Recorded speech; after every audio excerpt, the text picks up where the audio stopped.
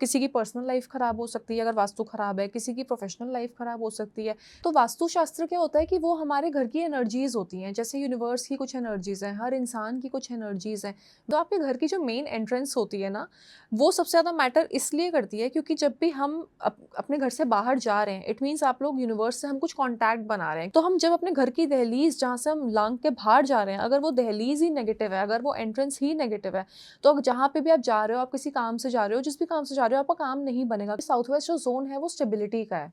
अगर आपको पैसा बढ़ाना है, मल्टीप्लाई करना है, उसकी डायरेक्शन है वेस्ट डायरेक्शन। आपके घर में अगर वेस्ट में लॉकर है तो आपका पैसा बढ़ेगा। कि आपकी पूरी पूरी लाइफ जो है ना, वास्तु के इर्द गिर्द ही घूम रही है। आपकी लाइफ में क्या हो रहा है वो सब कुछ आपके घर के वास्तु से पता चल जाएगा। हमेशा मंदिर में जब भी आप पूजा कर रहे हो ना, आपको अपने मन में ये भावना रखनी चाहिए, चाहे मंदिर किसी भी डायरेक्शन में हो, कि वहाँ पे साक्षात भगवान है। अगर भगवान सिर्फ मूर्ति है, सिर्फ पत्थर है, तो आपकी प्रेयर भी फिर ऐसी बस एक बोली हुई बात है। मंदिर की जो बेस्ट डायरेक्शन है वो वेस्ट डायरेक्शन है, और अगर घर के वेस्ट में मंदिर नहीं बन सकता तो east north east second best direction है।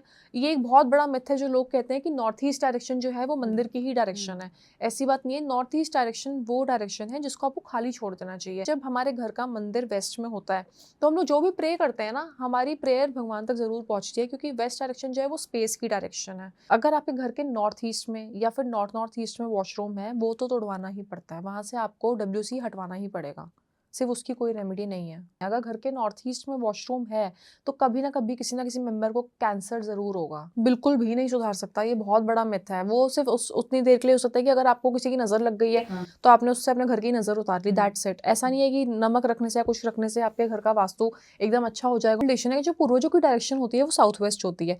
अगर आपने किसी उल्टी सीधी डायरेक्शन में अपने पूर्वज की फोटो लगा दी तो वो आपको नेगेटिव इंपैक्ट दे सकती है। बट अगर आपने अपने पूर्वजों की फोटो साउथ वेस्ट में लगाई है गोल्डन फ्रेम में, तो वो आपको ऐसे प्रोटेक्ट करते हैं कि बड़ी बड़ी मुसीबतों से भी आप लोग पार लग जाते हो। अगर रूम किसी नेगेटिव डायरेक्शन में है तो वो फोकस नहीं कर पाता। वही जैसे west north west, south south west या फिर ईस्ट साउथ ईस्ट में अगर रूम है तो बच्चा फोकस नहीं कर पाएगा, उल्टा उसका गुस्सा बढ़ेगा या डिप्रेशन बढ़ेगा।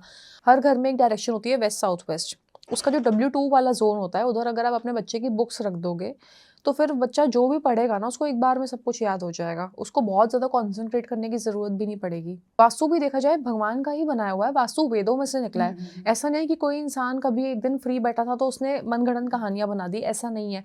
तो जो चीज़ वेदों में से निकली है, हमारे शास्त्रों में से निकली है, अगर हम उसी को फॉलो नहीं कर रहे हैं तो लाइफ में प्रॉब्लम्स आएंगी ही आएंगी। लेकिन किसी का वक्त खराब चल रहा है और उस इंसान ने आपको वॉच गिफ्ट कर दी, तो आपके पास इसका ये एक निशानी है कि आपका मे बी आपका बुरा वक्त शुरू होने वाला है।